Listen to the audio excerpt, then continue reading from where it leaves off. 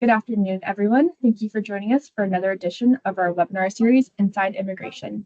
Today, we are joined by our panelists, Shoshana Green and Madison Kelly, who will provide us with the latest developments in Canadian immigration.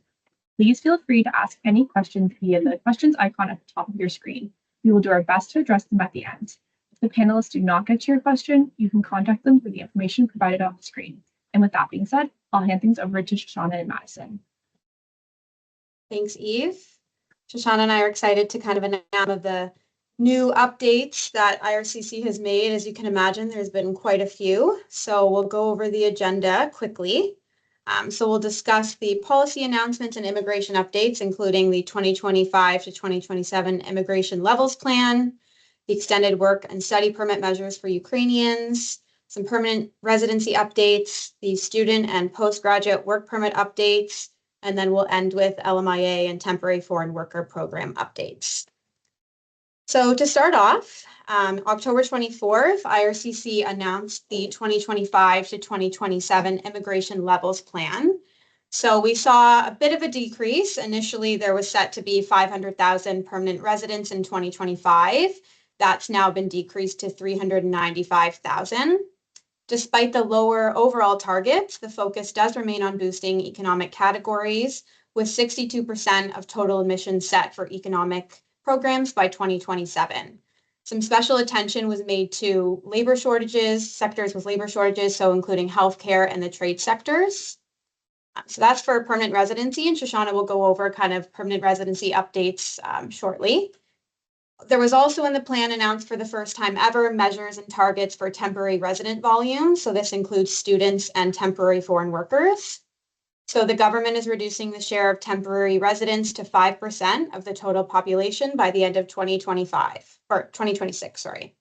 We've already seen this through various updates that IRCC has made, kind of making more stringent eligibility requirements through the student caps, postgraduate work permit eligibility, and various temporary foreign worker measures that I'll discuss shortly. For example, in 2025, there's the set temporary resident limit is about just over 670,000. So this will only capture new arrivals, meaning the number of new workers and students entering each year, not affecting any type of renewal permit or anything like that. Moving on, there was the extended on March 31st, 2025. So there's an extension of the Ukrainian temporary policy for study and work permits. Initially was set to end in 2024. The new ending will be in 2025 at the end of March. So if you haven't done so yet, or your family members haven't done so, feel free to contact us to utilize this program. I will now pass it off to Shoshana to go over some permanent resident draws and updates on those programs there. Thanks, Madison. So the crazy world of express entry draws continues in 2024. Unfortunately, it continues to be a difficult and challenging threshold for many applicants. Right now, it looks like their government has shown that there's about 64,000 people sitting in the online pool waiting to be invited within a category of the score of 450 to 500. So given the amount of time that's remaining in 2024, I would imagine that the draws will likely continue to be high given the large number of candidates that are sitting at that score threshold. The most recent draw was last week on October 23rd. It was a skilled trade specific one for 1,800 candidates, the score of 433. The scores remain high. The ability for those candidates and foreign nationals who are outside Canada, who want to immigrate through the federal skilled worker program, it's very, very difficult unless, the best thing that an individual can do is have proficiencies both in English and French. It continues to be in 2024 that the focus of the government is to make it the easiest for those foreign nationals who are bilingual. I mean, it's certainly demonstrated from the drawback on February 1st, where the government invited 7,000 foreign nationals to apply with the lowest score of 365, and that was through the French stream. It was targeted for French-speaking individuals. The next biggest group that the government invited was in the summer on July 17th for Canadian experience class candidates, but the score was 515, and there were 6,300 foreign nationals invited. So you can see those are the two biggest ones. And just to give you an idea, the last CEC draw on October 22nd was for 539 people. So it's getting more and more difficult, and that score was 539. So it continues to be very high, the threshold that government is setting.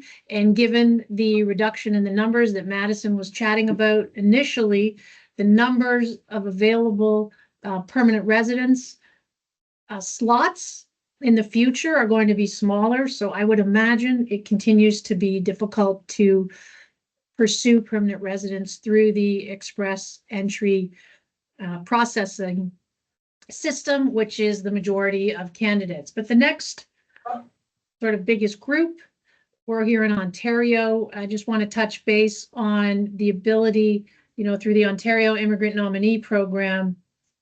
Again, the focus seems to be French, even for the Ontario government. Jobs and skills are also targeted by the Ontario government. They're focusing on healthcare. They're focusing on construction workers. And the threshold is a bit lower through the Ontario program, but it's still high and it's still challenging. And of course, those individuals who have proficiency in French have an easier ability to pursue permanent residence, even through the provincial nominee program, specifically for Ontario. So I just throw that out there as an option. But as far as strategizing and having the best chance you can, obviously accumulating Canadian work experience, you can't change how old you are. So the struggle is, your points go down as you age, but perhaps they increase with Canadian work experience. Those are your, having the Canadian work experience may be your best bet. And if you happen to have some background in French, you may want to take some classes and improve in that category. So that's what I wanted to touch on as far as, the express entry draws. An update on that continues to be difficult, but, it is by far the simplest and best way to be processed for permanent residents, and hopefully individuals can continue to benefit through that. I can't see the government changing the way they do it, and I would imagine that they continue to keep the thresholds high at this point in time. So I'm going to hand, and that is it for permanent residence updates. And now we're just going to touch on students. There's been so much chatting and discussing about students currently, but for those of you that are here right now, you got here. Congratulations. It's your best circumstance, because the express entry system is giving you bonus points for having studied in Canada, and it's also going to give you the ability to hopefully get a postgraduate work permit. November 1st, which is in 2 days on Friday, the big changes will take effect for everyone who's applying for a postgrad work permit from that point forward, and for everyone who is coming to Canada on a study permit or applying for a study permit. Those big changes that people need to be aware of include a language requirement for postgrad work permits, as well as if you are studying not at a university. If you are studying at a college, there is a field of study requirement now in order for you to be able to obtain a postgraduate work permit. So let's talk about the language requirements for a second. If you're graduating from a university, you presumably had to take some language requirements to get into the university, but you will have to be showing a language test that demonstrate a Canada language benchmark, a CLB of 7 or higher. If you are graduating from a college, you will have to have a CLB of 5 or higher.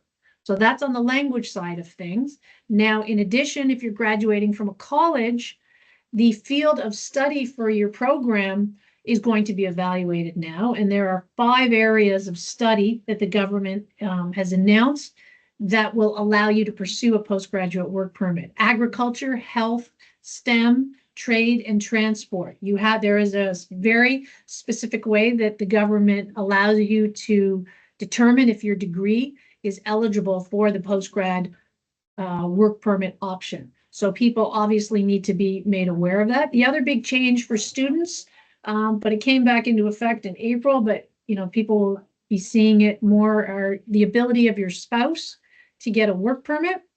Just want to remind everybody that it's just for master's and doctoral students moving into the future.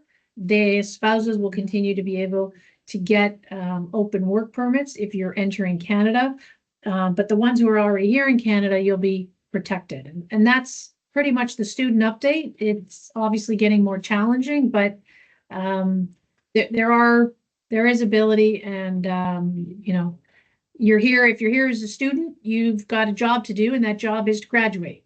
You don't have to be a straight A student, but continue with your studies, continue to pursue your studies, and hopefully you'll have that ability to meet those new eligibility requirements for the post-grad work permit, because that is your golden ticket for having studied in Canada. And if you have a desire to pursue permanent residence and pursue it through the express entry system, you'll meet those new requirements plus the existing ones as well. So that's what I wanted to touch on with students. I'm going to pass it over to Madison now to continue on with the work permits. Thanks, Shoshana. So lots of updates with the temporary foreign worker program and LMIA ESDC program. A lot of technical updates. So I won't get into too many of the nitty gritty of it, but just to kind of cap it around, there is now a refusal to process applications where the unemployment rate was higher than 6%. So effectively, this affects all metropolitan areas. Toronto is included in that, meaning if they're making below, if the job is making below than the provincial median wage, there is a refusal to process. There are some exceptions, and we've seen this across other programs. So any jobs within the sector of healthcare and construction, just due to labor shortages, those are not subject to the refusal to process. But other occupations that are in Toronto and they're making less than the provincial median wage. So for example, Ontario is going to be 3407, which is about $70,000 a year. There is a refusal to process. There was also a reduction of the low wage stream cap to hire 10% of their total workforce through the temporary foreign worker program. So those are some of the major changes. I would say it's best to kind of evaluate your specific situation by setting up a consultation with us. Again, a lot of technical updates to the LMIA program. So if you are an employer, come speak to us on seeing how that affects your workforce and future workforce planning, because there are definitely some implications in keeping some of your employees if you have LMIAs or need LMIAs going forward. Those are the major changes. I did just want to touch on IRC's announcement on September 18th, where they indicated that open spousal work permits will only be available to spouses of foreign workers in management or professional occupations or in sectors with labor shortages. No details have been announced yet. They indicate that they're going to be announcing that kind of by the end of this year. So, stay tuned on our social media and various platforms to keep up with those updates, as those can impact your workforce or your personal situation as well. That's great. We can check. So someone had indicated in the chat box, field of study. Yes, whoever you are, AM. There is the limitation as well for certificate programs through universities. That's correct. There aren't that many of them available, unless it does not apply if you're getting a bachelor's or a master's or a PhD. It doesn't apply for that situation. So I think that kind of covers the chat. And If anybody has any questions, I think those are the main updates that we wanted to bring to everyone's attention. It obviously continues to be a very interesting time for immigration. It's never boring. Changes happen by the minute. So the good news is that we share that information when it's available, as soon as it's available. And, the priority for individuals who are interested in moving to Canada is to stay on top of that. And obviously our firm is able to assist with that. And if anybody ever needs, to understand the particulars of their situation, we are happy to advise individuals, whether or not they can realistically have an opportunity to pursue Canada as their future. It's a good place to be these days, and hopefully we can assist with that. I think that kind of covers where we're at. Yeah, And we want absolutely. to thank everybody for taking the time to listen to us and engage with us. And if you need anything further, Madison and I are happy to chat. The contact details are up there, and we want to wish everyone a great day and enjoy the wild west of immigration these days. Thanks, everyone. Thanks, everyone.